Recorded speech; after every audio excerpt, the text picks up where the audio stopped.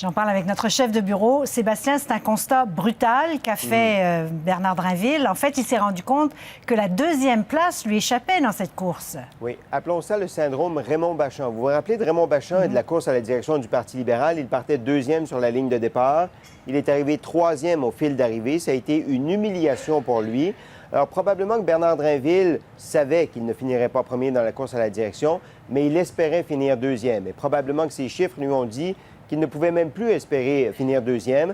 Alors, plutôt que de subir cette humiliation, entre guillemets, il décide de se rallier. Il évite des déchirements sur la place publique et il peut prétendre à un poste important dans un parti québécois qui pourrait être dirigé par Pierre-Carl Péladeau.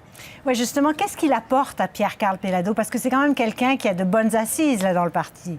Oui, certainement de bonnes assises dans le parti. Il apporte peut-être un peu d'expérience. Il a plus d'expérience parlementaire, plus d'expérience de politicien que Pierre-Carl Péladeau. Alors, il pourrait le conseiller là-dessus.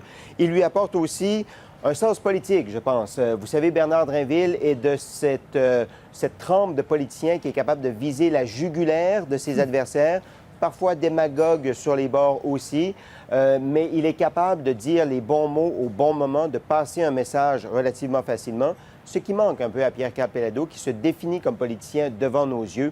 Alors, c'est un peu ce que Bernard Drinville peut apporter, en plus, évidemment, des 5 députés qui l'appuyaient, 5 des 7 qui l'appuyaient, qui vont avec M.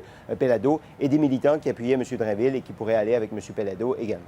Et en terminant, est-ce qu'il reste une course vraiment? On a entendu Martine Ouellette et Alexandre Cloutier dire qu'eux, ils continuent, ils sont là encore pour gagner, c'est ce qu'ils disaient aujourd'hui, mais à quoi ça sert vraiment? Ça sert à peut-être avoir une deuxième position. Et si on reprend l'exemple du Parti libéral, rappelez-vous de Pierre Moreau, qui a fini deuxième à la surprise générale et qui a un poste enviable au sein du gouvernement. Alors, peut-être d'avoir cette deuxième place est un incitatif à rester, mais en même temps, il y a peut-être des militants qui vont se dire il y a un risque ces 3 prochaines semaines à se déchirer sur la place publique. Il y a même des militants qui ont dit à Bernard Drinville qu'il n'aimait pas son style combatif. Alors, peut-être qu'on veut éviter les déchirements. Peut-être que Martine Ouellette et Alexandre Cloutier auront de la pression, eux aussi, pour se désister au fil de ces 3 dernières semaines de campagne.